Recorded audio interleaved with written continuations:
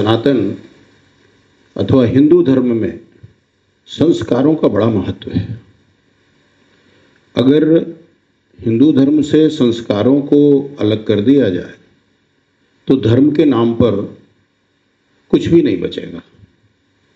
वास्तव में हिंदू धर्म, जैसे हम सनातन धर्म भी कहते हैं, एक शाश्वत और प्राचीन धर्म है। ये एक वैज्ञानिक और विज्ञान पर आधारित धर्म होने के कारण निरंतर विकास करता रहा। माना जाता है कि इसकी स्थापना ऋषियों और मुनियों ने की है। इसका मूलतः वैज्ञानिक होने के कारण इतना हजारों हजार वर्ष बीत जाने के बावजूद भी इसके महत्व में कोई कमी नहीं हुई। प्रारंभिक काल में हिंदू समाज में गुरुकुल शिक्षा प्रणाली के अनुसार शिक्षा दी जाती थी, जो वैज्ञानिक होने के कारण विकास की ओर उन्मुख थी। 16 संस्कारों को हिंदू धर्म की जड़ कहा जाता है।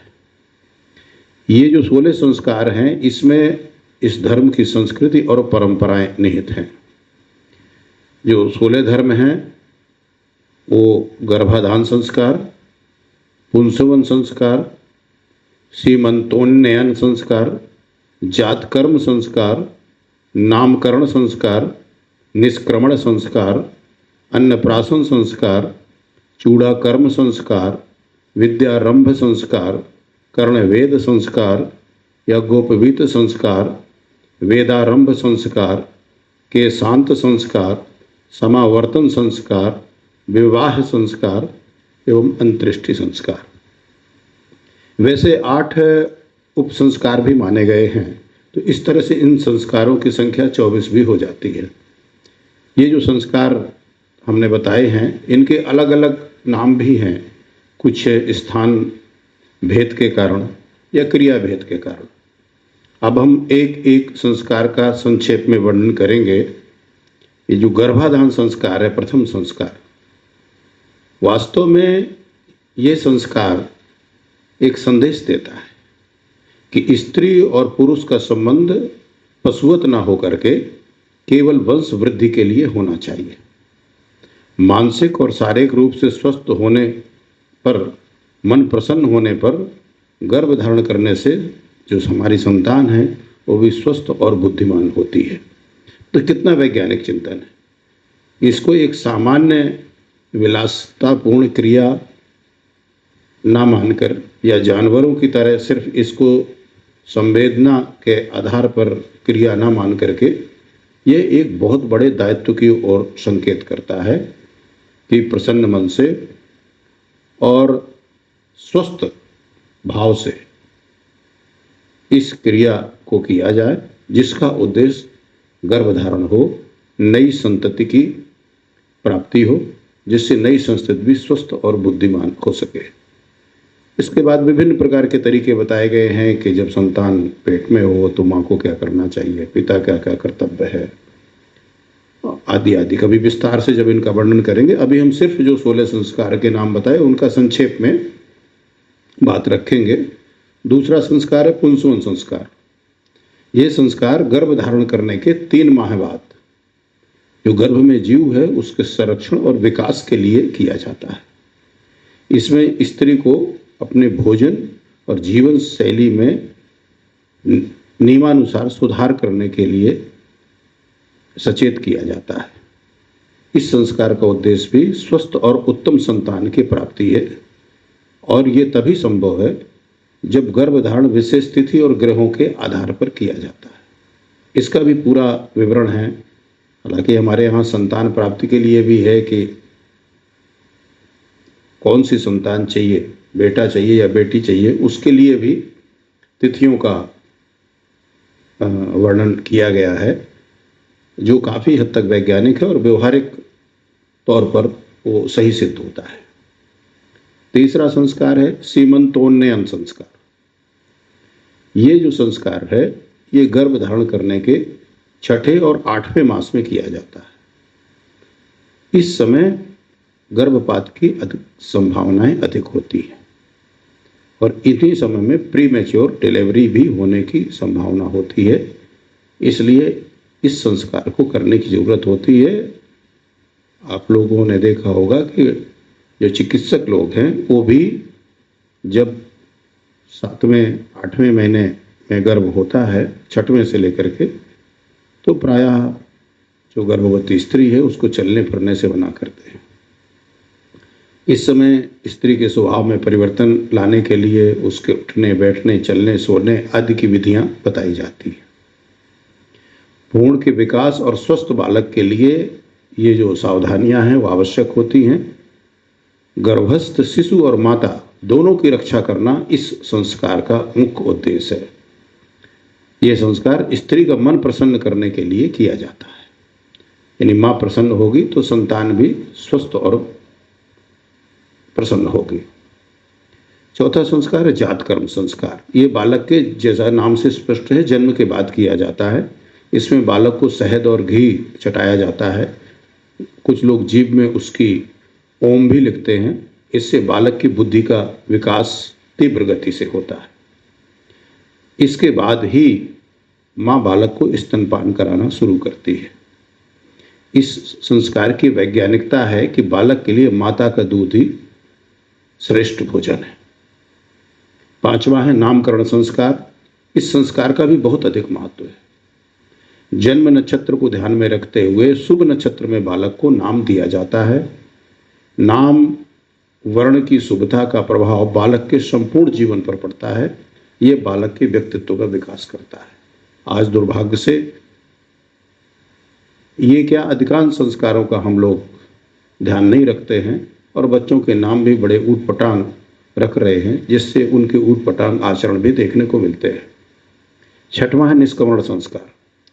निष्क्रमण संस्कार में बालक को सूर्य चंद्र की ज्योति के दर्शन कराए जाते हैं।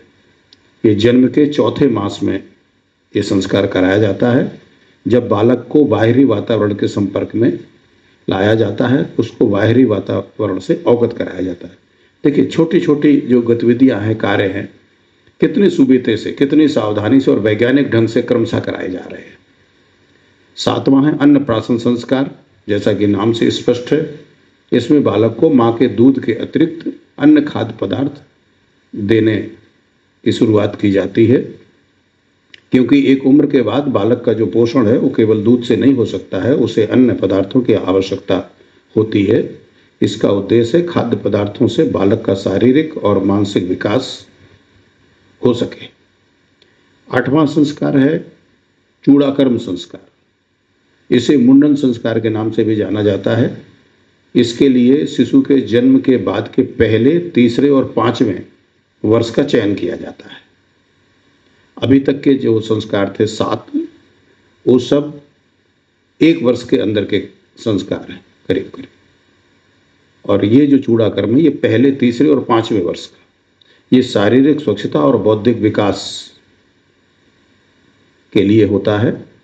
माता के गर्भ में रहने के समय उसमें दूषित कीटाणुओं उसके शरीर में, यानी जहाँ बाल, जैसे लोग झालर कहते हैं, वो प्रवेश कर जाते हैं, उससे मुक्त करने के लिए ये संस्कार किया जाता है।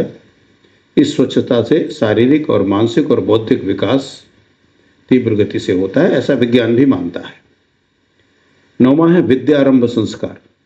लोग पट्टिका पूजन भी इसे कहते हैं। इसमें बालक को शिक्षा के प्रारंभिक स्तर से परिचित कराया जाता है। पहले जब गुरुकुल की परंपरा थी तो बालक को विद्याध्ययन भेजने से पहले घर में अक्षरबोध कराया जाता था। माँ बाप गुरुजन पहले उसे मौखिक रूप से श्लोक, पौराणिक कथाएं आदि का अभ्यास कराया करते थे, जिससे कि गुरुकुल में जाने पर उसको कठिनाई ना हो। हमारे शास्त्र विद्या अनुरागी हैं। विद्या अथवा ज्ञान ही मनुष्य की आत्मिक उन्नति का साधन है और शिक्षा विज्ञान की ओर प्रथम कदम है। यही संस्कार बताता है। यानी शिक्षा नहीं होगी तो हम विज्ञान को कैसे जानेंगे, कैसे समझेंगे। ये संस्कार एक और बात भी बताता है कि जो लोग कहते हैं कि कुछ लोगों को, कुछ वर्ण के लोगों को, खास करके शूद्र वर्ण के लोगों को पढ़ने का अधिकार नहीं था, उनके लिए ये एक संकेत है कि जो हमारे ये 16 संस्कार हैं, ये वर्ण विशेष के लिए नहीं है, ये सभी के लिए है। और ये विद्यारंभ भी उन्हीं के लिए है। तो 10वां संस्कार है कर्णभेद संस्कार, कर्णछेदन भी इसे कहते हैं, यह भी शुद्ध वैज्ञानिक है। बालक की शारीरिक व्याधि से रक्षाओं के लिए इसका उद्देश्य होता है। प्रकृति प्रदत्त बालक के प्रत्येक शरीर अंग महत्वपूर्ण होते हैं और जो कान होते हैं ये श्रवण के द्वार होते हैं। कर्णवेधन से वास्तव में व्याधियां दूर होती हैं और श्रवण शक्ति और स्मरण शक्ति दोनों में वृद्धि होती है। एक तरह से ये एक्यूपंक्चर है। एक्यूप्रेशर और एक्यूपंक्चर हमारी पुरानी पद्धतियों में से रही है, जिस पर कभी विस्तार से वर्णन किया जाएगा। कर्णछेदन या कर्णवेदन संस्कार भी उसी का एक प्रारूप है। 11वां संस्कार है यज्ञोपवीत संस्कार। बच्चे की धार्मिक और आध्यात्मिक उन्नति के लिए इस संस्कार को कराया जाता है। इसमें जनेऊ धारण कराते हैं और इस संस्कार का संबंध लघु या दीर्घ संख्या के बाद स्वच्छता से है। इसे कान में लपेटने से एक्यूप्रेशर पर जो इच्छित बिंदु है उस पर दबाव पड़ता है, जिससे लघु या दीर्घ संख्या बिना कष्ट के निदान हो जाता है इसका। और ये संस्कार भी ये बात बताता है कि यज्ञोपवीत करने का अधिकार सभी समाज के लोगों को था, सभी सनातनियों को था, सभी वर्ण के लोगों को था। इसमें भी कोई भेदभाव नहीं था, क्योंकि ये 16 संस्कारों में से एक प्रमुख संस्कार है। फिर विद्यारंभ संस्कार। इस संस्कार के द्वारा ये प्रयास किया जाता है कि हर व्यक्ति को अपने धर्म का वैज्ञानिक ज्ञान होना चाहिए, जिससे कि उसका चतुर्मुखी विकास हो सके। पहला जो पट्टिका पूजन संस्कार की बात बताई गई थी वो सिर्फ अक्षर ज्ञान के लिए था, और अब ये उससे आगे चल करके विद्या प्राप्ति के लिए ये संस्कार कराया जाता है, जो यज्ञोपवीत के सी बात होता है। पहले सनातन धर्म में काशी विद्या का केंद्र मानी जाती थी, और यज्ञोपवीत संस्कार के बाद इसलिए इस संस्कार का नंबर आता है कि जिससे व्यक्ति काशी में जाकर के अपने धर्म और अध्यात्म के बारे में जानकारी कर सके। फिर केशांत संस्कार, ये 13वां है। इसका उद्देश्य बालक को शिक्षा क्षेत्र से निकालकर सामाजिक क्षेत्र से जोड़ना है, यानी ये गृहस्थ आश्रम में प्रवेश का प्रथम चरण है। इससे बालक में आत्मविश्वास बढ़ने, समाज और कर्म क्षेत्र की परेशानियों से अवगत कराकर उनको दूर करने के लिए ये संस्कार है। 14वां संस्कार है समावर्तन संस्कार।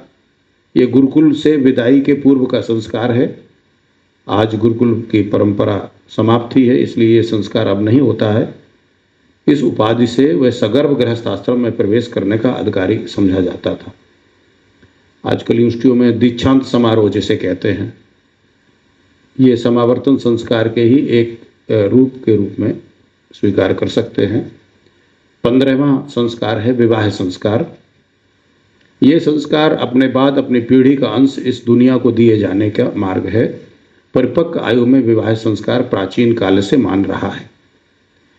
जो हमारे यहाँ बाल विवाह और इस सब की बातों को कहते हैं, वो विदेशी आक्रमणों के कारण और अपने सील की रक्षा के लिए इस तरह की प्रवृत्तियाँ आई। अन्यथा जो क्रम है, तो 15वां जो संस्कार है वो विवाह संस्कार है। इसके पूर्व में विद्या, अध्ययन, समावर्तन आदि 14 संस्कार संपन्न हो चुके होते हैं।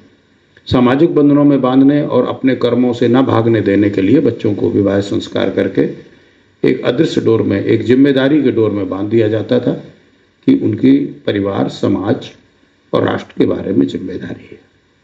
अब अंतिम संस्कार है जो आज भी होता है, मजबूरी में किया जाता है, वह अंत्येष्टि संस्कार। जब मनुष्य का शरीर इस संसार में कर्म के योग्य नहीं रह जाता है, मन की उमंग भी समाप्ति हो जाती है और ये शरीर जड़ हो जाता है।